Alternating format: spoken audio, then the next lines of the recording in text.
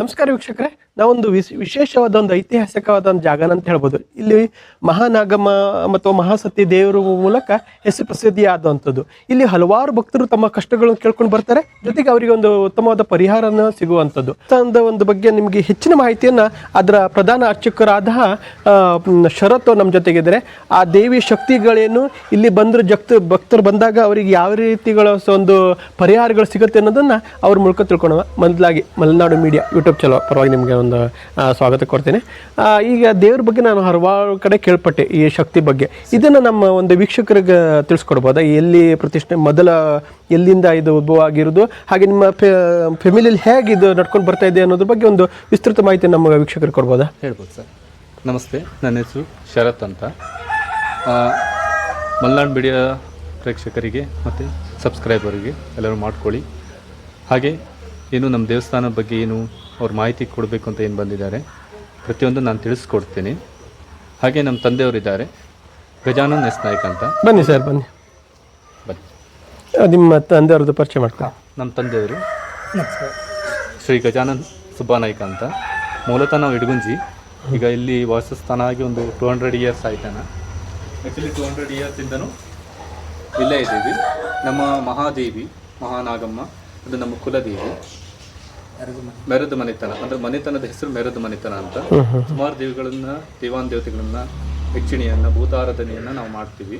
ಎಷ್ಟು ವರ್ಷಗಳಿಂದ ಇದು ನಡ್ಕೊಂಡು ಬರ್ತಾ ಇದೆ ಸುಮಾರು ಹೇಳ್ಬೋದು? ಯಾವ ಆಕ್ಚುಲಿ ನಾವು ಮೂಲತಃ ಕಾರ್ಯದಿಂದ ಹೇಳಿದ್ರೆ ನಮ್ಮ ತಂದೆಯವರ ಅಜ್ಜ ಹೆಸರು ಸುಬ್ಬಾನಾಯ್ಕ ಅಂತ. ಆಲ್ಮೋಸ್ಟ್ ಎಲ್ಲ ಕಡೆ ಫೇಮಸ್ ಇದ್ರು ಅವರು. ಆಕ್ಚುಲಿ ಮಾಂತ್ರಿಕರು, ಮಂತ್ರವಾದಿಗಳಾಗಿದ್ರು ಅವರು. ಕಾಲಾನಂತರ ಮಧ್ಯ ಕೆಲವೊಂದು 100 ಇಯರ್ಸ್ ಒಂದು ಗ್ಯಾಪ್ ಆಯಿತು. ಮಧ್ಯೆ ಬಂದವರು ಅದರ ಬಗ್ಗೆ ಅಷ್ಟೊಂದು ಕಾಳಜಿ ಮುತುವರ್ಜಿ ಮಾಡಲಿಲ್ಲ. ನೆಕ್ಸ್ಟ್ ಅದರ ತದನಂತರ ನಮ್ಮ ತಂದೆಯವರು ಅಂದ್ರೆ ಅವರು ನಿಮ್ಮ ಅಜ್ಜನ ನಂತರ ಈಗ ತಂದೆಯವರು ಅದನ್ನ ನಡ್ಸ್ಕೊಂಡು ಹೋಗ್ತಾ ಬಂದ್ರು. ತಂದೆಯವ್ರ ಮೇಲೆ ಆ ದೈವಶಕ್ತಿ ಬರ್ತಾ ಇತ್ತು, ಪ್ರೇರಣೆ ಆಗ್ತಾ ಇತ್ತು. ಓಕೆ. ಆ ಕಾಲಾನಂತರ ಅಂದ್ರೆ ಒಂದು 50 ಇಯರ್ಸ್ ಗ್ಯಾಪ್ ಆದ್ಮೇಲೆ ತಂದೆಯವ್ರ ಮೇಲೆ ಅದರ ಕೆಲವೊಂದು ದೇವಾನ್ ದೇವತೆಗಳನ್ನ ಆಹ್ವಾನ ಮಾಡಿ ಅದು 15 ಇಯರ್ಸ್ ಇಂದ ಅವರು ಪೂಜೆ ಮಾಡ್ಕೊಂತ ಬಂದಿದ್ದಾರೆ. ಅವರಿಗೆ ಕೆಲವೊಂದು ಅಡೆತಡೆ ತೊಂದರೆಗಳು ಆದ್ಮೇಲೆ ದೇಹದಿಂದ ಯಾವುದೇ ದೇವಾನ್ ದೇವತೆಗಳಿಂದ ದೇಹ ಆರೋಗ್ಯ ಸ್ವಲ್ಪ ಕೇಳ್ಪಟ್ಟೆ. ಅವ್ರಿಗೆ ಹಾರ್ಟಿಂದು ಸ್ವಲ್ಪ ಸಮಸ್ಯೆ ಆಯ್ತು ಅಂತ ಕೇಳ್ಪಟ್ಟೆ. ಹೌದಾ? ಹಾರ್ಟಿನ ಪ್ರಾಬ್ಲಮ್ ಆದ್ಮೇಲೆ ನಾನು ಆಕ್ಚುಲಿ ಈಗ 2.5 ಇಯರ್ಸ್ 2.5 ವರ್ಷ ಆಯ್ತು ನಾನು ಪೂಜೆ ಮಾಡೋಕತ್ತು. ಆಕ್ಚುಲಿ ಎಲ್ಲ ನಡ್ಕೊಂಡ್ ಬರ್ತಾ ಇದೆ. ಕುಟುಂಬದಿಂದನೂ ಚೆನ್ನಾಗಿ ರೆಸ್ಪಾನ್ಸಿಬಲ್ ಇದೆ, ಹಾಗೆ ಚೆನ್ನಾಗಿ ನಡೀತಾ ಇದೆ. ಸಾವಿರಾರು ಭಕ್ತರು ಬರ್ತಾ ಇದ್ದಾರೆ, ಚೆನ್ನಾಗಿ ನಡೀತಾ ಇದೆ. ಇಲ್ಲಿ ಆಗೋದಿಲ್ಲ ಅನ್ನೋ ವಿಷಯ ಏನಿಲ್ಲ, ಪ್ರತಿಯೊಂದು ಚೆನ್ನಾಗಿ ನಡ್ಕೊಂಡು ಹೋಗ್ತಾ ಇದೆ. ತಾಯಿಯಿಂದನೂ ನಮಗೂ ಒಳ್ಳೆ ದಾರಿನೇ ಆಗಿದೆ, ಒಳ್ಳೆಯಿಂದ ನಡೆಸ್ಕೊಂಡು ಹೋಗ್ತಾ ಇದೆ. ಅದೇ ದೇವಸ್ಥಾನ ಕಾರ್ಯಗಳು ಈಗ ಏನು ಅಂದರೆ ಮೂಲತಃ ನಾವು ಇಡಗುಂಜಿ ಏನಿದೆ ಅನಿಲ್ಗೂಡಲ್ಲಿ ಕೆಂಡ ಮಹಾಸತಿ ದೇವಸ್ಥಾನ ಅಂತ, ಅಂದ್ರೆ ಕುಮಾರ ರಾಮ ಮಹಾಸತಿ ದೇವಸ್ಥಾನ ಇದೆ. ಅಲ್ಲಿ ಮೂಲನ ಅದರದ್ದು? ಅದು ಮೂಲ. ನಮ್ಮ ಕುಲದೇವಿ ನಮ್ಮ ದೇವಿ ಅಂತ ಬಂದಾಗ ನಮಗೆ ಕೆಂಡ ಮಹಾಸತಿ ದೇವಿ, ಅಲ್ಲಿ 4 ದೇವಿ ಇದಾವೆ.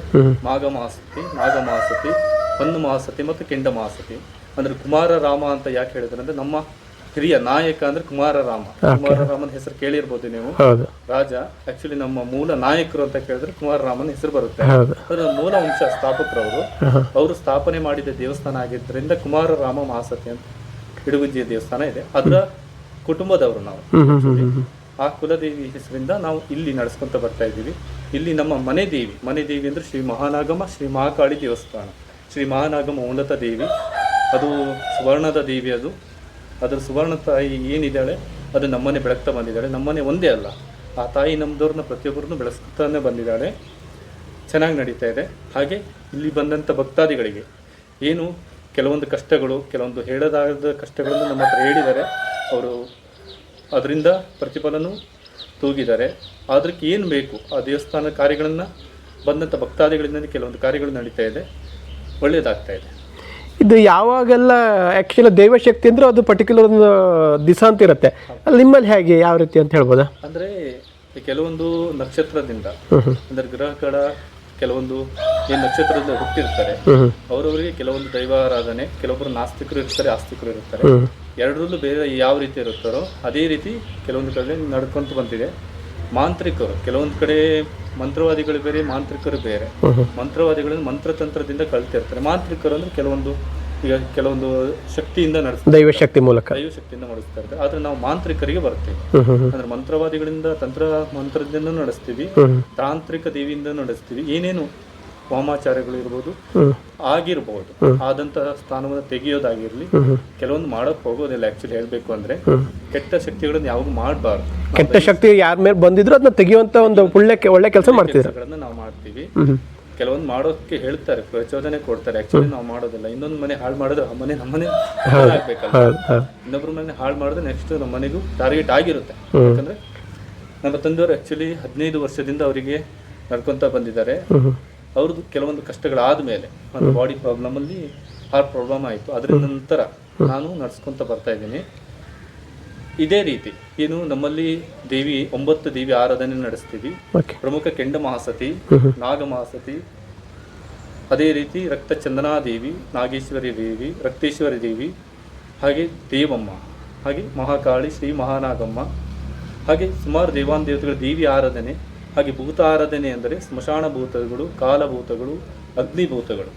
ಇದೇ ರೀತಿ 9 ಭೂತಗಣಾದಿಗಳು. ಮತ್ತು ಯಕ್ಷಿಣಿಯಲ್ಲಿ 8 ಯಕ್ಷಿಣಿಗಳು ಬರುತ್ತೆ. 8ನೇ ದೇವಿ ಮಹಾದೇವಿ ಆದಂಥ ಯಕ್ಷಿಣಿ ದೇವಿ, ಅದು ನಮ್ಮ ಮೂರ್ತಿ ಇದೆ. 8ನೇ ಆ ಅಮ್ಮನ ಪೂಜೆ ಮಾಡ್ತೀವಿ. ಅದು ರಾತ್ರಿ ಪೂಜೆ. ಅಂದರೆ ಕೆಲವೊಂದು ಕಷ್ಟಗಳು ಹೆಚ್ಚಾದಾಗ, ಅಂದರೆ ಸಾರ್ವಜನಿಕವಾಗಿ ಕೆಲವೊಬ್ಬರಿಗೆ ಮುಕ್ತವಾಗಿ ಮಾತಾಡೋಕ್ಕಾಗದೆ ಅವರ ಅಂತರಾಳದಲ್ಲಿ ಏನೋ ಕೆಲವೊಂದು ಇದ್ದಂಥ ಸ್ಥಾನ, ಅಂದರೆ ಸಾರ್ವಜನಿಕ ಇದ್ದಲ್ಲಿ ಸಾವಿರಾರು ಭಕ್ತರು ಇರ್ತಾರೆ, ಎಲ್ಲರಿದ್ರಿಗೂ ಹೇಳ್ಕೊಳಕ್ಕಾಗಲ್ಲ.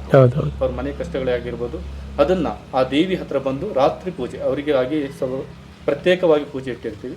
ಅದರಿಂದ ಯಕ್ಷಿಣಿ ದೇವಿ ಆರಾಧನೆ ಆಗುತ್ತೆ. ಏನು ಈ ಭೂತನ ಸ್ಥಾನ ಅಂತ ಏನು ಹೇಳಿದ್ದೀವಿ, ಸ್ಮಶಾನ ಭೂತನ ಸ್ಥಾನ, ಕಸ್ತಿಕೋಟೆ ಭೂತ ಅಂತ ವಚನ. ಈ ದೇವಿ ಏನು ಹೇಳುತ್ತೆ ಅಂದರೆ ಭೂತ ಆರಾಧನೆಯಲ್ಲಿ ಇಲ್ಲಿ ಕೆಲವೊಬ್ಬರಿಗೆ ಮದುವೆ ಆಗಿರೋದಿಲ್ಲ, ಕಂಕಣ ಬಲ ಇರೋದಿಲ್ಲ, ಮತ್ತು ಅದೊಂದೇ ಅಲ್ಲ, ಆ್ಯಕ್ಚುಲಿ ಏಜ್ ಆಗಿರುತ್ತೆ. ಏಜ್ ಆಗಿ ಕೆಲವೊಬ್ಬರಿಗೆ ಈಗ ಹೆಣ್ಣು ಕೊಡ್ತಾ ಇಲ್ಲ. ಆ್ಯಕ್ಚುಲಿ ನಮ್ಮ ಕೃಷಿಕರಿಗಂತೂ ಹೆಣ್ಣು ಸಿಗ್ತಾನೆ ಇಲ್ಲ, ಅದೊಂದು ಬಹಳ ಸಮಸ್ಯೆ ಆಗಿದೆ. ಮತ್ತು ಅದೊಂದೇ ಅಲ್ಲ, ಆ್ಯಕ್ಚುಲಿ ಹುಡುಗ ಹೊರಗಡೆ ಇರಬೇಕು, ಚೆನ್ನಾಗಿ ದುಡಿತಾ ಇರಬೇಕು. ಆದರೆ ಹೆಣ್ಮಕ್ಳು ಇದ್ದಾರೆ, ಇಲ್ಲ ಅಂತ ಅಲ್ಲ, ಅವ್ರ ಡಿಮ್ಯಾಂಡ್ ಜಾಸ್ತಿ ಇದೆ. ಆ ರೀತಿ ಇದ್ದಾಗ ಕೆಲವೊಂದು ಅವರು ಮದುವೆ ಆಗಬೇಕು, ನನಗೆ ಚೆನ್ನಾಗಿರೋ ಹೆಣ್ಣು ಸಿಗಬೇಕು ಅನ್ನೋದಕ್ಕೆ ಹರಕೆ ಹಾಕ್ತಾರೆ. ಹರಕೆ ಹಾಕಿ ಅವ್ರಿಗೆ ಮದುವೆ ಎಲ್ಲ ಆದಮೇಲೆ, ಯಾವುದೇ ನಮ್ಮದಲ್ಲಿ ಏನಿದೆ ಅಂದರೆ ಎಲ್ಲ ಕೆಲಸಗಳು ಆದಮೇಲೆ ಅವ್ರು ಏನು ಅನ್ಸ್ಕೊಂಡಿರ್ತಾರೋ ಅದನ್ನು ಆ ದೇವಿಗೆ ಅರ್ಪಣೆ ಮಾಡಿದ್ರೆ ಆಯಿತು. ಏನು ಇಲ್ಲಿ ಯಕ್ಷಮ್ಮ ಅಂತ ಇದ್ದಾರೆ, ಹೆಗ್ಗದ್ದೆ ದೇವಿ, ಮೂಲತಃ ಹೆಗ್ಗದ್ದೆ ದೇವಿ, ಅದು ಹೋಲಿಸಿ ಹೆಗ್ಗದ್ದೆ ಅಂತ ಇದೆ. ಆ ಸ್ಥಾನದಲ್ಲೂ ದೇವಿ ಇದ್ದಾಳೆ. ಅಲ್ಲಿ ಕೆಲವೊಂದು ದೇವ ಪೂಜೆಯನ್ನು ನಾವು ಮಾಡ್ತಿದ್ವಿ. ಆದರೆ ಆ ಕಾಲದಲ್ಲಿ ಕೆಲವೊಂದು ನಾವು ಇಲ್ಲೇ ಪ್ರತಿಷ್ಠಾಪನೆ ಮಾಡಿದ್ವಿ. ಅಂದರೆ ನಮಗೆ ಎಲ್ಲ ಟೈಮಲ್ಲಿ ಅಲ್ಲಿ ಹೋಗಿ ಪೂಜೆ ಮಾಡೋಕ್ಕಾಗೋದಿಲ್ಲ ಅನ್ನೋ ಒಂದು ವಿಚಾರಕ್ಕೆ ಈ ದೇವಿಯನ್ನು ಇಲ್ಲಿ ಪ್ರತಿಷ್ಠಾಪನೆ ಮಾಡಿದ್ದೇವೆ. ಮನೆತನದ ದೇವಿ, ಹೆಗ್ಗದ್ದೆ ದೇವಿ ಅಂತ ಮೂಲದಿಂದ. ಈ ದೇವಿ ನಾವು ಮೂಲ ಏನು ಹೇಳಬೇಕು ಅಂದರೆ, ಅಲ್ಲಿ ನಮ್ಮಪ್ಪ ಚಿಕ್ಕ ವಯಸ್ಸಿನಿಂದನೂ ಅಲ್ಲಿ ಆ್ಯಕ್ಚುಲಿ ಆಗ ವೆಹಿಕಲ್ ಏನು ಇಲ್ಲ ಆಗಿತ್ತು. ಒಂದು ಸೈಕಲ್ ಸವಾರದಿಂದ ಹೋಗಿ ಅಲ್ಲಿ ಪೂಜೆ ಮಾಡಿ ಬರ್ತಿದ್ರಂತೆ ನಮ್ಮ ತಂದೆಯವರು. ಆ್ಯಕ್ಚುಲಿ ಅಲ್ಲಿ ಈಗಲೇ ಸಿಕ್ಕಾಪಟ್ಟೆ ಕಾಡಿದೆ. ಆಗ ತುಂಬಾ ಪ್ರಾಣಿಗಳು ಎಲ್ಲ ಇದ್ವಂತೆ. ಅಲ್ಲಿ ಹೋಗಿ ಆರಾಧನೆ ಮಾಡಿ ದೇವಿ ಬರ್ತಿದ್ರು. ಹಾಗೆ ಇಲ್ಲಿ ಅಮ್ಮನ ಪ್ರತಿಷ್ಠಾಪನೆ ಮಾಡಿದ ಮೇಲೆ ಈ ಅಮ್ಮನಿಗೆ ಏನು ಹರಕೆ ಅಂದರೆ, ದುಷ್ಟಶಕ್ತಿಗಳು, ಕೆಲವೊಬ್ಬರಿಗೆ ಕಷ್ಟಗಳಿರುತ್ತೆ, ಕೆಲವೊಬ್ಬರಿಗೆ ಮಾಟ ಪ್ರಯೋಗ, ಕತಿಮ ಪ್ರಯೋಗ, ಕೂಷ್ಮಾಂಡ ಪ್ರಯೋಗ, ಹಾಗೆ ಕಾಶ್ಮೋರಗಳು. ಏನು 48 ಕಾಶ್ಮೋರ ವಿದ್ಯೆ ಅಂದರೆ ಏನು ಅರ್ಥ ಅಂದರೆ 48 ರೋಗಗಳನ್ನು ನಮ್ಮ ದೇಹಕ್ಕೆ ಬರೆಸ್ಕೊಂಡು ನಾವು ಮರಣ ಹೊಂದುವುದು, ಅದರಿಂದ ಮತ್ತೆ ಬದುಕಿಸೋದು ಅಂತ ಅರ್ಥ. ಕಾಶ್ಮೋರ ಪ್ರಯೋಗನೇ ಆ ರೀತಿ ಏನೇ ಪ್ರಯೋಗಗಳು ಯಾರೇ ಮೇಲೆ ಆಗಿದ್ರು, ಕೆಲವೊಂದ್ಸಲಿ ಹಾಸ್ಪಿಟಲ್ ಹೋಗ್ತಾರೆ, ಹಾಸ್ಪಿಟಲ್ ಏನೇ ಚೆಕ್ ಮಾಡಿದ್ರು ನಾರ್ಮಲ್ ಅಂತ ಬರುತ್ತೆ, ನೋಡಿದ್ರೆ ಅವ್ರಿಗೆ ಕಷ್ಟದಲ್ಲಿ ಬಳಲ್ತಾ ಇರ್ತಾರೆ. ಆ ಟೈಮಲ್ಲಿ ಏನಿದೆ ಕೆಲವೊಂದು ಏನು ನೆಗೆಟಿವ್ ಎನರ್ಜಿ ಏನಾಗಿರುತ್ತೆ ಆ ಬಾಡಿಯಲ್ಲಿ ಇದ್ದಂಥ ದೇವಿ ಆ ತೆಗಿತಾಳೆ. ಆ ದೇವಿ ಕೇಳಿದಂಥದ್ದು ಏನು ಕೇಳಿರುತ್ತೋ, ರಕ್ತ ಪೂಜೆನೇ ಕೇಳಿರುತ್ತೋ, ಹೂ ಪೂಜೆ ಕೇಳಿರುತ್ತೋ, ಅದನ್ನು ಆ ದೇವಿಗೆ ಅರ್ಪಣೆ ಮಾಡಿದ್ರೆ ಆಯ್ತು. ಅಂದರೆ ಎಲ್ಲದೂ ಸರಿ ಆದ ಮೇಲೆ. ಅದೇ ರೀತಿ ನಮ್ಮ ದೇವಿ ಇದೇ ರೀತಿ ನಾವು ಹೊರಗಡೆನೂ ಪೂಜೆಗೆ ಹೋಗ್ತೀವಿ, ಹೊರಗಡೆನೂ ಭೂತಾರಾಧನೆಗಳು ಕೆಲವೊಂದು ಕಡೆ ನಡೀತೀವಿ, ಕೆಲವೊಂದು ಮನೆಯಲ್ಲಿ ಹೋಗ್ತೀವಿ. ಕೆಲವೊಂದು ಅಂದರೆ ನಮಗೆ ಅಭಾವ ಅಂದರೆ ಸಮಯದ ಅಭಾವ ಇದರಿಂದ ಎಲ್ಲರ ಮನೆಗೆ ಹೋಗ್ತಾ ಇರೋಕೆ ಆಗ್ತಾ ಇಲ್ಲ. ಕೆಲವೊಂದ್ಸಲಿ ನಾವು ಇಟ್ಕೊಟ್ಟಂಥದ್ದಲ್ಲಿ ಕೆಲವೊಂದ್ಸಲಿ ಮಾತ್ರ ಹೋಗ್ತೀವಿ. ಎಲ್ಲರೂ ಕರೀತಾರೆ, ಆ್ಯಕ್ಚುಲಿ ಹೋಗೋಕ್ಕಾಗೋದಿಲ್ಲ. ಅಂದರೆ ನಮ್ಮ ಒಂದು ವರ್ಕ್ ಜಾಸ್ತಿ ಆಗುತ್ತೆ, ಅಂದರೆ ಎಲ್ಲವೂ ನಾವು ನೋಡ್ಕೋಬೇಕು. ಹಾಗೆ ಹುಣ್ಣಿಮೆ ಅಮಾವಾಸ್ಯೆ ದಿನದಲ್ಲಿ ಅಂದರೆ ಸಾರ್ವಜನಿಕ ಹೇಳಿಕೆ ಇರೋದಿಲ್ಲ. ಸಾರ್ವಜನಿಕ ಯಾಕೆ ಇರೋದಿಲ್ಲ ಅಂದರೆ ನಮ್ಮದೇ ಪೂಜೆಗಳಿರುತ್ತೆ, ಸ್ವಂತ ಪೂಜೆಗಳು. ಅಂದರೆ ವರ್ಷ ಸ್ಥಾನದಲ್ಲಿ ಏನು ಕಲಾವೃತ್ತಿಗಳನ್ನು ದೇವಿಯ ಆರಾಧನೆ ನಡೆಸ್ತೀವಿ. ಹಾಗೆ ಹುಣ್ಣಿಮೆ ಮತ್ತು ಅಮಾವಾಸ್ಯೆಯಲ್ಲಿ ನಮ್ಮ ಅಂದರೆ ಪೂರ್ವಜರ ಕಾಲದಲ್ಲಿ ಕೆಲವೊಂದು ಮಾಂತ್ರಿಕರಲ್ಲಿ ಅಂದ್ರೆ ಹಸ್ತಪೂಜೆ ಅಂತ ನಾವು ಮಾಡ್ತೀವಿ. ಹಸ್ತಪೂಜೆ ಅಂದ್ರೆ ಬಾಣಂತಿ ಹಸ್ತ ಅಂತ, ಅದು ಕೇಳಿರ್ಬೋದು ಕೆಲವರು ಅಂತ ಕೇಳ್ದಲ್ಲ, ನಾ ಅದ್ರ ಬಗ್ಗೆ ಕೆಲವೊಂದು ಕೇಳಿದ್ದೀನಿ. ಹೇಗೆ ಕೇರಳದಲ್ಲಿ ಅದ್ರ ಬಗ್ಗೆ ಎಲ್ಲ ಸ್ವಲ್ಪ ಮಾಟ ಮಂತ್ರ ಮಾಡೋದು ಜಾಸ್ತಿ. ಆ ಬಾಣಂತಿ ಹಸ್ತ ಹಿಡ್ಕೊಂಡು ಚಿಕ್ಕವರಿದ್ದಾಗ ಕೇಳಿದೆ, ಬಾಣಂತಿ ಹಸ್ತ ಹಿಡ್ಕೊಂಡು ಮಾಟ ಮಂತ್ರ ಮಾಡ್ತಾರೆ. ಅದ್ರ ಬಗ್ಗೆ ಹೇಳ್ತೀರಿ, ಏನು ಹೇಗೆ ಯಾವ ರೀತಿ ಅಂತ? ಬಾಣಂತಿ ಹಸ್ತದಲ್ಲಿ 2 ತರ ಮಾಡ್ತಾರೆ. ಗಿಡಮೂಲಿಕೆಯಲ್ಲಿ ಬಾಣಂತಿ ಅಂತ ಒಂದು ಸಿಗುತ್ತೆ, ಅದರಲ್ಲೂ ಮಾಡ್ತಾರೆ. ನಾಗಬೆತ್ತಗಳು, ಹಾಲು ಬೆತ್ತ ಅಂತ. ಹಾಲು ಬೆತ್ತ ಅಂದ್ರೆ ನಮ್ಮ ಲೋಕಲ್ ಭಾಷೆಯಲ್ಲಿ ಹಂದಿ ಬೆತ್ತ ಅಂತ ಕರೀತಾರೆ. ಆಕ್ಚುಲಿ ಅದು ದಪ್ಪ ಇರುತ್ತೆ ಬೆತ್ತ. ಅದು ಬೆತ್ತದಲ್ಲಿ ನಾಗ ಬೆತ್ತ ಅಂದ್ರೆ ನಾಗರ ತರನೇ ಹೆಡೆಯಾಗಿ ಹೊಂಟಿರುತ್ತೆ. ಅಲ್ಲಿ ಈಗ ಬಾಣಂತಿ ಕೈಯಿಂದ ಹಿಂಗ ತಗೊಬರೋದು ನಿಜವಾಗ್ಲೂ ಹೋದ ಅದು ಆ ರೀತಿನೇ ಮಾಡ್ತಾರ? ಈಗಿನ ಕಾಲದಲ್ಲಿ ಯಾರು ಮಾಡೋದಿಲ್ಲ. ಈಗಿನ ಕಾಲದಲ್ಲಿ ಕಷ್ಟ, ಕಾನೂನು ಬಾಹಿರ. ನಾವ್ ಹೇಳ್ಬೇಕು ಅಂದ್ರೆ ಕಾನೂನು ಬಾಹಿರ. ಮೂಲದಲ್ಲಿ ಇದ್ದಂತಕ್ಕೆ ಯಾವುದೇ ಸಾಕ್ಷಿಗಳಿಲ್ಲ, ಯಾವುದೇ ಪುರಾವೆಗಳಿಲ್ಲ. ಪುರಾತನ ದೇವಾಲಯಗಳು ಆ ರೀತಿ ಮಾಡಿದ್ರೆ ಏನು ಅದು ಸ್ವಲ್ಪ ಶಕ್ತಿ ಆ ರೀತಿ ಮಾಡೋದ್ರಿಂದ? ಆಕ್ಚುಲಿ ಅಲ್ಲಿ ಅದ್ರದ್ದು ಕೆಲವೊಂದು ನಾವು ಹೇಳೋ ಹಾಗಿಲ್ಲ. ಕೆಲವೊಂದು ಹೇಳಿದಾಗ ಏನಾಗುತ್ತೆ ಅಂದ್ರೆ ಅದನ್ನ ಪ್ರಚೋದನೆಯಲ್ಲಿ ತಗೊಂಡು ಕೆಲವೊಬ್ರು ಕೆಲವೊಂದು ಮಾಡಬಾರ್ದು. ಏನ್ ಈಗ ಮಾಡಾಗಿದೆ ನಮ್ದು ಬಾಣಂತಿ ಹಸ್ತ. ಆಕ್ಚುಲಿ ದೇವಿ ಅದು ಬಾಣಂತಿ ದೇವಿ ಅಂದ್ರೆ ಅದು ಆಕ್ಚುಲಿ ಕೊಲೆ ದೇವಿ ಅಂತ ಕರೀತಾರೆ. ನಮ್ಮ ಲೋಕಲ್ ಅಲ್ಲಿ ಕೊಲೆ ದೇವಿ. ಕೊಲೆ ಅಂದ್ರೆ ಆತ್ಮಗಳಿಗೆ ಕೊಲೆ ಅಂತ ಕರೀತಾರೆ. ಬಾಣಂತಿ ದೇವಿ ಅಂದ್ರೆ ಆರಾಧನೆ ಕರೀತಾರೆ. ಅಂದ್ರೆ ಬಾಣಂತಿ ಒಂದು ಪ್ರಸವ ಕಾಲದಲ್ಲಿ ಮೃತಪಟ್ಟಂತ ಏನು ಒಂದು ಹುಡುಗಿ ಇರ್ತಾಳೆ, ಅವಳನ್ನ ಬಾಣಂತಿ ಅಂತ ಕರೀತಾರೆ. ಅವಳನ್ನ ಸುಡೋದಿಲ್ಲ ಆಗಿನ ಕಾಲದಲ್ಲಿ. ಆಕ್ಚುಲಿ ಅದನ್ನ ಹಾಗೆ ಮಣ್ಣು ಮಾಡಿರ್ತಾರೆ. ಮಣ್ಣು ಮಾಡಿದಾಗ ಒಂದು 3-4 ದಿನ ಅದನ್ನ ಕಾಯ್ತಾರೆ. ಮಣ್ಣು ಮಾಡ್ತಾರೆ. ಅಂದ್ರೆ ಆಗಿನ ಕಾಲದಲ್ಲಿ ಮಂತ್ರವಾದಿಗಳಲ್ಲಿ ಜಾಸ್ತಿ, ತಾಂತ್ರಿಕ ಎಲ್ಲ ಜಾಸ್ತಿ. ಈಗಿನ ಕಾಲದಲ್ಲಿ ಆಧುನಿಕತೆ ಬಂದಾಗ್ಲಿ ತಾಂತ್ರಿಕತೆ ಎಲ್ಲ ಕೆಲವೊಂದು ಅದು ಸ್ವಲ್ಪ ಕೇರಳದಲ್ಲೇ ಜಾಸ್ತಿ ನಡೀತದೆ ಅಂತ ಹೇಳ್ತಿದ್ರು. ಹೌದಾ? ಅದು ನಡೀತಾ ಇದೆ. ಅಂದ್ರೆ ಅದೊಂದು ಪ್ರಸಿದ್ಧಿ ಆಗಿದೆ. ಕೇರಳ ಆಗಿರಲಿ, ಮಾಟ ಮಂತ್ರ ಅಂತ ಬಂದ ತಕ್ಷಣ ನೆನಪಾಗೋದೇ ಕೇರಳ ಆಕ್ಚುಲಿ ಆಗಿರ್ಲಿ. ಅದಾದ್ಮೇಲೆ ಪಶ್ಚಿಮ ಬಂಗಾಳ, ಇದು ಕಲ್ಕತ್ತಾ ಕಾಳಿ, ಆ ರೀತಿ. ಅದ್ ಬಿಟ್ರೆ ನಮ್ದು ಮೀನಾಕ್ಷಿ ದೇವಿ, ಮಧುರೆ ಮೀನಾಕ್ಷಿ, ಆ ರೀತಿ ಏನು ಆ ರೀತಿ. ನಿಮ್ಗೆ ಅಂತ ದೊಡ್ಡ ಕಷ್ಟಗಳು ಕೇಳ್ಕೊಂಡು ಪರಿಹಾರ ಮಾಡಿ ಅಂತ ಇಲ್ಲಿ ಬಂದು ಕೇಳ್ಕೊಂಡಿದ್ಯಾ? ಅಂತ ಕಷ್ಟಗಳನ್ನು ಪರಿಹಾರ ಮಾಡಿದ್ದೀರಾ? ಮಾಡಿದ್ವಿ. ಹೇಳೋದಿಲ್ಲ, ಅಲ್ಲ ಬೇಡ, ಅದ ಆ ರೀತಿ ನಡೆದಿದ್ದ ಬಂದಿದ್ದಾರೆ. ಅವ್ರು ಯಾವ ರೀತಿ ನಮ್ಮಲ್ಲಿ ಗುಪ್ತವಾಗಿ ಇದ್ದಾರೆ ಅದೇ ರೀತಿ ನಾವು ಮಾಡಿದ್ವಿ. ಏನ್ ಈ ಬಾಣಂತಿ ಬಗ್ಗೆ ಏನಂತ ಆ ರೀತಿ ಮರಣವಾದವನ್ನ 3 ದಿನ ಕಾಲ ಅದನ್ನ ಮಣ್ಣು ಮಾಡಿದಾಗ ಆ 3ನೇ ದಿನ ಕಾಲ ಕಾಯ್ತಾರೆ. ಕಾಯ್ದಿದ್ದಾಗ ಏನ್ ಮಾಡ್ತಾರೆ ಅಂದ್ರೆ ಮೃತಪಟ್ಟ ದಿನನೇ ಅದನ್ನ ಮಂತ್ರವಾದಿಗಳು ಕೆಲವೊಂದು ತಂತ್ರ ಬಳಸಿ ಅದಕ್ಕೆ ಕೆಲವೊಂದು ಅಷ್ಟಮಂಗಲ ಪ್ರಶ್ನೆ ಹಾಕಿ ಮಂಡಲ ಹಾಕಿ ಅದನ್ನು ಎಬ್ಬಿಸ್ತಾರೆ. ಮಂತ್ರದಿಂದ ಎಬ್ಬಿಸ್ತಾರೆ. ಅದಕ್ಕೆ ಜೀವ ಬಂದು ಮಂತ್ರದಿಂದ ಎಬ್ಬಿಸ್ತಾರೆ. ಅದು ಬಂದು ಕೇಳ್ತಾಳೆ, ನಿಮ್ಗೆ ಬಲಗೈ ಬೇಕು ಎಡಗೈ ಬೇಕಂತ ಆ ದೇಹ ಕೇಳುತ್ತೆ. ಅಂದ್ರೆ ಅದನ್ನ ದಾರದಲ್ಲಿ ಕಟ್ಟಿ ಕರೀತಾರೆ. ದಾರ ಇಟ್ಕೊಂಡು ಬರುತ್ತೆ. ಆಕ್ಚುಲಿ ಬಂದು ಕರೆದಾಗ ಏನಾಗುತ್ತೆ ಅಂದ್ರೆ ಮಂತ್ರವಾದಿ ಆದ್ರು ಕೂತವರು ಅದನ್ನ ಬಲಗೈ ಬೇಕು, ನನಗೆ ಬಲಗೈ ಬೇಡ, ನನಗೆ ಎಡಗೈ ಕೊಡು ಅಂತ ಆಕ್ಚುಲಿ ಕೇಳ್ತಾರೆ. ಅಂದ್ರೆ ಅವರು ಮಂತ್ರವಾದಿ ಕೇಳ್ತಾರೆ. ಆಕ್ಚುಲಿ ನನಗೇನು ಕೊಡ್ತೀಯಾ ಅಂತ ಕೇಳ್ತಾರೆ. ಅದೇ ದಾರದಲ್ಲಿ ಆಕ್ಚುಲಿ ಆಗಿನ ಕಾಲದಲ್ಲಿ ನರಬಲಿ ಅನ್ನೋದಿತ್ತು. ಪೂರ್ವ ಕಾಲದಲ್ಲಿ 1000 ವರ್ಷ. ಅದು ತದನಂತರ 4 ಕಾಲು ಕುರಿ ಪೂಜೆ ಕುರಿ ಕಟ್ಟಿರ್ತಾರೆ. ಆಕ್ಚುಲಿ ಅದ್ರ ಕೈ ಅದೇ ಕಡ್ಕೊಡುತ್ತೆ. ಕಟ್ಕೊಟ್ಟ ಮೇಲೆ ಅದು ಕಡ್ದಿದ ಕೈ ಮೊದಲೆಲ್ಲ ನಡೆದಿದ್ದ ಘಟನೆ ಇದು. ಕಡ್ದ ಕೈನ ಹಿಡಿಬೇಕು, ನೆಲಕ್ಕೆ ಬಿಡುವಾಗಿಲ್ಲ. ಅದು ಇದು ಯಾವ ರೀತಿ ಕೈ ಕಡಿಯುತ್ತೆ ಅದೇ ರೀತಿ ತನ್ನ ಏನು ಕುರಿ ಇದೆ ಆ ಕುರಿ ಮೃತಪಟ್ಟಂತ ಬಿದ್ದಂತ ಬಾಡಿನ ಮತ್ತೆ ಅಲ್ಲೇ ಹಾಕಿ ಮಣ್ಣು ಮುಚ್ಚಿ ಬರ್ತಾರೆ. ಈ ಕುರಿಕ್ಕಿಂತ ಮೊದಲು ನರಬಲಿನೇ ಕೊಡ್ತಾ ಇದ್ರ? ನರಬಲಿ ಪೂರ್ವ ಕಾಲದಲ್ಲಿ. ಅದರ ನಂತರದಲ್ಲಿ ಕುರಿ ಬಲಿ ಅಂತ ಬಂತು. ಕೆಲವೊಂದು ಕೇಳಿದ್ರೆ ಮೌಢ್ಯತೆ, ಇದು ಮೂಢನಂಬಿಕೆ. ಆಕ್ಚುಲಿ ಗೊತ್ತಿದ್ದವ್ರು ಯಾರು ವ್ಯಕ್ತಿ ಕಷ್ಟಪಟ್ಟಿರ್ತಾರೋ ಅದರಲ್ಲಿ ಬಳಲಿರ್ತಾರೋ ಅವ್ರಿಗೆ ಮೌಢ್ಯತೆ ಅಲ್ಲ. ಏನೂ ಗೊತ್ತಿಲ್ಲ, ಎಲ್ಲ ಹೊಸದಾಗಿದೆ ಅಂದ್ರೆ ಅವ್ರಿಗೆ ಯಾವುದೇ ಆಕ್ಚುಲಿ ಏನೇ ಅಂತಾರೆ ಅಂದ್ರೆ ಎಲ್ಲಾ ಕಡೆ ಬದುಕಿದೀವಿ, ಎಲ್ಲಾ ಕಡೆ ಬಾಳಿದೀವಿ. ಆಕ್ಚುಲಿ ಯಾರಿಗೂ ಗೊತ್ತಾಗಲ್ಲ. ಈಗ ಹೇಳ್ತಾರೆ ಆಕ್ಚುಲಿ, ಈಗ ಭಿಕ್ಷುಕರು ಸ್ಮಶಾನದಲ್ಲಿ ಮನೆ ಕಟ್ತಾರೆ, ಟೆಂಟ್ ಹಾಕ್ತಾರೆ, ಅವ್ರ ಮಕ್ಕಳು ಅಲ್ಲೇ ಓಡಾಡ್ತಾ ಇರ್ತಾರೆ, ಅವ್ರಿಗೆ ಏನೂ ಆಗಲ್ಲ. ನೀವು ಅಷ್ಟು ಚೆನ್ನಾಗಿದ್ದೀರಾ, ನಿಮ್ಗೆ ಆಗುತ್ತೆ ಅಂತ ದೇವ್ರು ಹೇಳಿರ್ತಾನೆ. ಭಿಕ್ಷುಕ ಅವ ಒಂದ್ ಕಡೆ ನೆಲೆ ಇರೋದಿಲ್ಲ. ಅವ ನೆಲೆ ಇವತ್ತಿರ್ತಾನೆ, ನಾಳೆ ಹೋಗ್ತಾನೆ. ಯಾವ ವ್ಯಕ್ತಿ ಅಲ್ಲೇ ಉಳಿಸಿ 3 ವರ್ಷ ಅಲ್ಲೇ ಇರ್ತಾನೆ, 3 ವರ್ಷದ ನಂತರ ಸಾಕ್ತೇನೆ. ಯಾರಿಗೂ ಅಷ್ಟೇ. ಇವತ್ತಿಗೆ ಅಲೆಮಾರಿ ಜೀವನ ಅಂದ್ರೆ ಅವ್ನಿಗೆ ಯಾವ್ದು ಏನೂ ಆಗಲ್ಲ. ಅಲೆಮಾರಿ ಅವ್ನು ಇವತ್ತಿರ್ತಾನೆ, ಅಲ್ಲೇ ಹುಡುಗ ಆಡ್ತಾ ಇರ್ತಾನೆ, ಅಲ್ಲಿ ಏನೇನೋ ಮಾಡಿರ್ತಾರೆ, ನಾಳೆ ಹೋಗ್ತಾರೆ. ಅದು ಹೇಳ್ತಾರೆ. ಅದಕ್ಕೆ ಅವನು ಅಲೆಮಾರಿಗೆ ಯಾವುದೇ ರೋಗಗಳಿರೋದಿಲ್ಲ. ಅಂದ್ರೆ ಅವ್ನು ನಾಳೆ ಒಂದು ಸ್ಥಳನೇ ಬೇರೆ. ದೇವರು ಹೇಳಿರ್ತಾನೆ, ನನ್ನ ನೆಲೆಯಲ್ಲಿ ನಿಂತ ಅಂದ್ರೆ ಅಲ್ಲಿ ಕೆಲವೊಂದು ಅನಾಚಾರ ಮಾಡ್ತಾನೆ, ಕೆಟ್ಟ ವ್ಯವಸ್ಥಾನ ಮಾಡ್ತಾನೆ. ಅದರಿಂದ ಅವನಿಗೆ ಕಷ್ಟಗಳಾಗುತ್ತೆ. ಕೆಲವೊಂದಿದೆ, ಈಗ ವೈರಿಗಳು ಇರುತ್ತೆ, ದಾಯಾದಿಗಳು ಇರುತ್ತೆ. ಕೆಲವೊಂದು ದಾಯಾದಿಗಳಿಂದಲೂ ಕಷ್ಟಗಳು ಪಟ್ಟವರು ಇದ್ದಾರೆ. ಶತ್ರುಗಳಿಂದ ಈಗ ಶತ್ರುಗಳು ಜಾಸ್ತಿ ಆಗೋದೇನಂದ್ರೆ ಹಣದಿಂದಾನೆ. ಹಣ ಕೊಟ್ಟಿರ್ತಾನೆ, ಇಲ್ಲ ಕಳ್ಕೊಂಡಿರ್ತಾನೆ.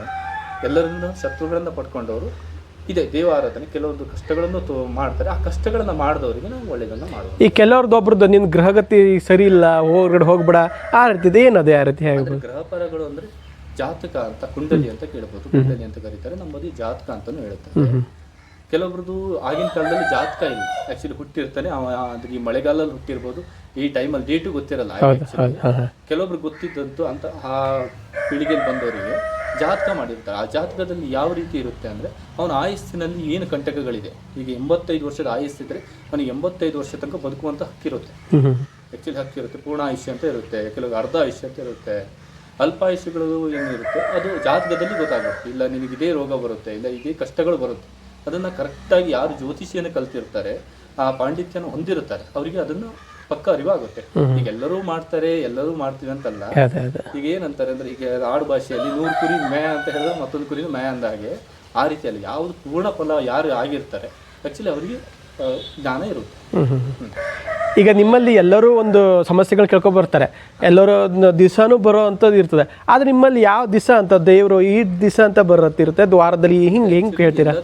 ನಾವು ದೇವ ಆರಾಧನೆ ಮಾಡ್ಬೋದು. ಯಾಕಂದ್ರೆ ನಾವು ಶುದ್ಧ ಆಗಿರ್ಬೇಕು, ಮನಸ್ಸಿಂದ ಶುದ್ಧ ಆಗಿರ್ಬೇಕು, ದೇಹದಿಂದ ಶುದ್ಧ ಆಗಿರ್ಬೇಕು. ನಾವು ಶುಕ್ರವಾರ ಮಂಗಳವಾರ ಯಾಕೆ ಆರಿಸ್ತಿದ್ವಿ ಅಂದ್ರೆ ಆ ದೇವಿ ಆರಾಧನೆ ಹೆಚ್ಚು. ಶುಕ್ರವಾರ ಮಂಗಳವಾರ ಅಂದ್ರೆ ಸಾರ್ವಜನಿಕ ಪೂಜೆ ಇರುತ್ತೆ. ಈ ಸಾರ್ವಜನಿಕ ಪೂಜೆಯಲ್ಲಿ ನಮ್ಮ ಪಾವತಿಗಳ ಮೂಲಕ ಇನ್ನು ನಮ್ಮ ಸರ್ದಿಗಳ ಮೂಲಕ ಏನ್ ಬಿಡ್ತಾರೆ, ಆ ರೀತಿ ಬಂದಂತ ಕಷ್ಟಗಳು ಅದು ಯಾರೇ ಆಗಿರ್ಬೋದು, ನಮ್ಮಲ್ಲಿ ಈ ಮೇಲು ಕಡೆ ಕೀಳು ಯಾವ ರೀತಿ ಯಾವುದೇ ತಾರತಮ್ಯ ಇಲ್ಲದೆ ಸರ್ದಿ ಸಾಲಲ್ಲಿ ಬಂದು ಅವ್ರು ಕೇಳಿ ಅವ್ರ ಕಷ್ಟಗಳನ್ನು ಪರಿಹಾರ ಮಾಡ್ಕೊಂಡು ಹೋಗ್ತಾರೆ. ಈ ಸಾರ್ವಜನಿಕ ಯಾಕೆ ಇಟ್ಟಿದ್ವಿ ಅಂದ್ರೆ ಸಾರ್ವಜನಿಕಲ್ಲಿ ಎಲ್ಲರೂ ಬಂದು ಹೋಗ್ತಾರೆ, ಆದ್ರೆ ಅವರಿಗೆ ಸಮಯ ಕಡಿಮೆ, ಜನ ಜಾಸ್ತಿ ಇರುತ್ತೆ, ಅಂದ್ರೆ ಸಮಯ ಕಡಿಮೆ ಇರುತ್ತೆ. ಕೆಲವೊಬ್ಬರಿಗೆ ಅದೇ ಕಷ್ಟಗಳು ಯಾರು ಹೆಚ್ಚಿರುತ್ತೆ ಅವರಿಗೆ ಒಂದು ದಿನ ಈ ದಿನ ಅಂತ ಇಟ್ಟು ಅದು ಬೇರೆ ದಿನ ನಾವು ನಡೆಸ್ಕೊಡ್ತೀವಿ. ಒಂದು ದೇವಸ್ಥಾನಕ್ಕೆ ಹಿಂಗೆ ಕೆಲವರು ಒಂದು ಗುಡಿ ಅಂತ ಕಟ್ಕೊಂಡು ಹಿಂಗೆ ಮಾಡಿರ್ತಾರೆ, ನಿಮ್ದು ಯಾವ ರೀತಿ ಇದೆ, ಹೇಗೆ ಇಲ್ಲಿ? ಮೂಲತಃ ಮನೆಯಿಂದ ನಮ್ಮ ದೇವಿ ಆರಾಧನೆ ನಡೀತಿತ್ತು. ಸೊ ಮೂಲ ಮನೆಯಲ್ಲೇ ಈಗ ಪ್ರತಿಷ್ಠಾಪನೆ ಸದ್ಯದಲ್ಲಿ ಪ್ರತಿಷ್ಠಾಪನೆ ಇತ್ತು.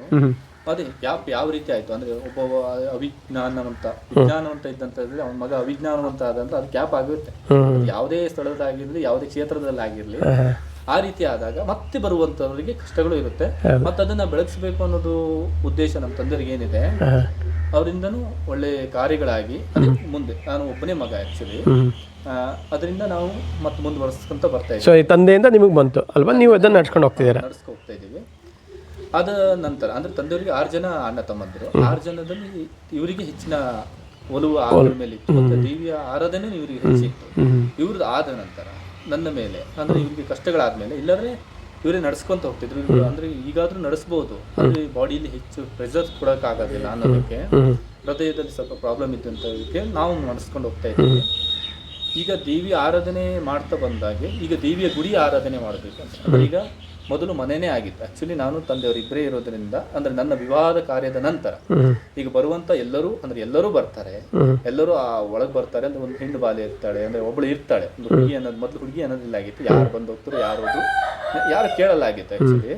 ಈಗ ಅಂದ್ರೆ ಮದುವೆ ಆದ್ಮೇಲೆ ಸಂಸಾರ ಆದ್ಮೇಲೆ ಅದೇ ಒಂದು ಬೇರೆ ಇದಾಗುತ್ತೆ. ಅದು ಬೇರೆ ಆದ್ಮೇಲೆ ಈಗ ಅಂದ್ರೆ ದೇವಸ್ಥಾನನೇ ಪ್ರತ್ಯೇಕ ನಮ್ಮದೇ ಸ್ಥಳದಲ್ಲಿ ದೇವಸ್ಥಾನ ಪ್ರತ್ಯೇಕ. ಸೊ ಅದಕ್ಕೆ ಒಂದು ಪ್ರತಿಷ್ಠಾಪನೆ ಮಾಡಿ ಅದಕ್ಕೆ ಮಾಡೋ ಪ್ಲಾನ್ ಇದೆ ಮುಂದಿನ ದಿನಗಳಲ್ಲಿ. ಪ್ರತಿಷ್ಠಾಪನೆ ಫೌಂಡೇಶನ್ ಹಾಕಿದ್ದೀವಿ, ಮೂಲ ಫೌಂಡೇಶನ್ ಏನು ಹಾಕಿದ್ದೀವಿ. ಈಗ ಕೆಲವೊಂದು ಕೆಲಸದ ತಾರತಮ್ಯದಿಂದ, ಕೆಲವೊಂದು ಕೆಲಸಗಾರರ ಒತ್ತಡದಿಂದ ಕೆಲವೊಂದು ಕಾರ್ಯಗಳು ನಿಂತಿದೆ. ಅದು ಈಗ ಮತ್ತೆ ಸ್ಟಾರ್ಟ್ ಮಾಡ್ತೀವಿ. ಒಂದು ಮಳೆ ಅಭಾವದಿಂದ ಕೆಲವೊಂದು ಕಾರ್ಯಗಳು ನಡೆಸ್ತಾ ಬರ್ತಿದೆ. ಎಲ್ಲ ಭಕ್ತಾದಿಗಳಿಂದ ನಡೀತಾ ಇದೆ. ಆಕ್ಚುಲಿ ಪ್ರತಿಯೊಂದು ಭಕ್ತಾದಿಗಳಿಂದ ನಡೀತಿದೆ. ನಮ್ಮ ಏನು ದೇವಿ ಆರಾಧನೆಯಲ್ಲಿ ನಡೆದಂತಹ ಕೆಲವೊಂದು ಆ ದೇವಿಗೆ ಬಂದಂತಹ ಕಾಣಿಕೆ ಹಣ ಏನಿದೆ ಅದೆಲ್ಲವೂ ಆ ದೇವಿಯ ಪ್ರತಿಷ್ಠಾಪನೆಗೆ ಪ್ರತಿಯೊಂದು ಕಾರ್ಯಕ್ಕೂ ನಡೀತಾ ಇದೆ. ಈಗ ತಲೆತಲಾಂತರದಿಂದ ಒಂದು ದೈವ ಶಕ್ತಿ ಬಗ್ಗೆ ನಿಮ್ಮ ಫ್ಯಾಮಿಲಿಗೆ ಬರ್ತಾ ಇದೆ. ನಿಮ್ಮ ತಂದೆ ನಂತರ ಈಗ ನೀವು ನಡ್ಸ್ಕೊಂಡು ಹೋಗ್ತಿದ್ದೀರಾ, ನೀವು ಗುಡಿ ಕಟ್ಟಿ ಮಾಡುವಂಥ ಪ್ಲಾನ್ಗಳಿದೆ. ಮುಂದೆ ಅದು ಯಾವ ರೀತಿ ಭಕ್ತಾದಿಗಳಿಂದ ಯಾವ ರೀತಿ ಸಹಕಾರ ಎಕ್ಸ್ಪೆಕ್ಟ್ ಮಾಡ್ತೀರಿ, ಹೇಗೆ ಅದಕ್ಕೆ? ಭಕ್ತಾದಿಗಳಿಂದ ಯಾವ ರೀತಿ ಅಂದ್ರೆ ತನು ಮನಧನ, ಯಾವುದೇ ದೇವಸ್ಥಾನಗಳಾಗಿರ್ಲಿ, ಪ್ರತಿಯೊಂದು ಕ್ಷೇತ್ರಗಳಲ್ಲಾಗಿರ್ಲಿ ತನು ಮನಧನವನ್ನ ಕೇಳ್ತಾರೆ. ಯಾವುದೇ ತನು ಮನಕ್ಕಿಂತ ಹೆಚ್ಚು ಧನವನ್ನ ಕೇಳ್ತಾರೆ. ಧನ ಹೊಂದಿದ್ರೆ ತನು ಮನ ಎಲ್ಲರೂ ಸಹಕಾರ ಆಗುತ್ತೆ. ಅದು ನಡೀಬೇಕು. ಅದು ಯಾವುದೇ ಉಜ್ವಲ ಕಾರ್ಯಗಳಿಗೆ, ಉತ್ತಮ ಕಾರ್ಯಕ್ಕೆ, ಒಳ್ಳೆ ಕೆಲಸ ಅವ್ರು ನೀಡುವಂತದ್ದು ಮತ್ತೊಬ್ಬರಿಗೆ ಹೆಲ್ಪ್ ಆಗುತ್ತೆ. ಇನ್ನೊಂದು ನಾವು ಹೆಚ್ಚಿನ ಕಾರ್ಯಗಳು ಅಂದ್ರೆ ಮನೆ ಆಗಿದ್ದಕ್ಕೆ, ನಮ್ಗೆ ಈಗಿನ ಮನೆ ಆಗಿದ್ದಕ್ಕೆ ಜನ ಸಂದಣಿಗಳು ಜಾಸ್ತಿ ಆಗುತ್ತೆ. ಕೆಲವೊಬ್ಬರಿಗೆ ಸಿಗುತ್ತೆ, ಕೆಲವೊಬ್ಬರಿಗೆ ಸಿಗೋದಿಲ್ಲ. ಅಂದ್ರೆ ಸಮಯದ ಅಭಾವ. ಒಂದು ದಿನದಲ್ಲಿ ಬೆಳಗ್ಗೆ 9 ಗಂಟೆಯಿಂದ ಪೂಜೆ ಆರಾಧನೆ ಆದ್ರೆ ಸಂಜೆ 5 ಗಂಟೆ ತನಕನೇ ಇರುತ್ತೆ, 6 ಗಂಟೆ ತನಕ ಇರುತ್ತೆ. ಅದು ಜಾಸ್ತಿ ಆಗುತ್ತೆ. ಅಂದ್ರೆ ದೇವಸ್ಥಾನಗಳಾದ್ರೆ ಪ್ರತ್ಯೇಕವಾಗಿ ದೇವಸ್ಥಾನ ಆಗಿರುತ್ತೆ. ಯಾರು ಬೇಕಾದ್ರೂ ಯಾವ ದಿನ ಬೇಕಾದ್ರೂ ಬಂದು ಅವರ ಕಷ್ಟಗಳನ್ನ ಹೇಳಿ ನಡ್ಸ್ಕೋಬಹುದು ಅಂತ ಪ್ರತ್ಯೇಕ ನಡೆಸ್ತಾ ಇದ್ದೀವಿ. ಮತ್ತೆ ದೇವಿ ಆರಾಧನೆ ಪ್ರತ್ಯೇಕವಾಗಿ ಸಿಗುತ್ತೆ. ಈಗ ಮನೆ ಆಗಿದ್ದಕ್ಕೆ ನಾವು ಎಲ್ಲ ನಾವೇನು ವೈಯಕ್ತಿಕ ಕೆಲಸದ ಹೊರಗೆ ಹೋದ್ರು ಮನೆ ನಾವು ಬೀಗ ಹಾಕಿ ಹೋಗ್ಬೇಕು. ದೇವಿ ಕೆಲವೊಬ್ರು ದೂರದಿಂದ ಬಂದಿರ್ತಾರೆ, ನಮಗೆ ಏನು ಸಂಪರ್ಕ ಇಲ್ಲ ಅಂದ್ರೆ ದೂರವಾಣಿ ಸಂಪರ್ಕ ಇಲ್ಲದೆ ಬಂದಿರ್ತಾರೆ, ಅವರಿಗೆಲ್ಲ ದರ್ಶನ ಕಷ್ಟಗಳಾಗುತ್ತೆ. ನಮ್ಗೆ ಹೇಳದೆ ಬಂದಿರ್ತಾರೆ, ನಾವು ಮನೆ ಬೀಗ ಹಾಕಿ ಹೋಗಿರ್ತೇವೆ. ಅದೇ ದೇವಸ್ಥಾನ ಆದ್ರೆ ಅವ್ರಿಗೆ ಪ್ರತ್ಯೇಕವಾಗಿ, ಅಂದ್ರೆ ದೇವಸ್ಥಾನ ಆದ್ಮೇಲೆ ಅದಕ್ಕೆ ಪ್ರತ್ಯೇಕವಾಗಿ ಏನು ದೇವಿ ಆರಾಧನೆ ಅಂದ್ರೆ ಪೂಜೆ ಮಾಡೋರಿಗೆ, ಅರ್ಚಕರಿಗೆ ಕೆಲವರನ್ನ ನೇಮಿಸಬೇಕು ಅನ್ನೋದು. ಮತ್ತು ದೇವಸ್ಥಾನ ಕಾರ್ಯಗಳು ಅಂದ್ರೆ ದೇವಸ್ಥಾನ ಏನು ಉಜ್ವಲ ಕಾರ್ಯದಲ್ಲಿ ಪ್ರತಿಯೊಂದು ಅವರ ಸಹಾಯಗಳು ಏನು ಬರುವಂತ ಸಹಾಯಗಳಾದ್ರೆ ಉತ್ತಮ ಕಾರ್ಯವನ್ನ ನಡೆಸ್ತೀನಿ. ನೀವು ದೈವ ಶಕ್ತಿ ಇರ್ಬೋದು, ಅದ್ರ ಯಾವ ರೀತಿ ಒಂದು ವಾಮಾಚಾರ ಅದ್ರದ್ದೆಲ್ಲ ಯಾವ ರೀತಿ ನಡೆಯುತ್ತೆ, ಅದಕ್ಕೆ ಯಾವ ರೀತಿ ಪರಿಹಾರಗಳು ನೀವು ಮಾಡ್ಕೊಡ್ತೀರ ಅನ್ನೋದನ್ನು ನಾವು ವಿಸ್ತೃತ ತಿಳಿಸ್ಕೊಡೋದಕ್ಕೆ ಮಲೆನಾಡು ಮೀಡಿಯಾ ಯೂಟ್ಯೂಬ್ ಪರವಾಗಿ ನಿಮಗೆ ನಾನು ಧನ್ಯವಾದ ಅರ್ಪಿಸ್ತೇನೆ. ಧನ್ಯವಾದ.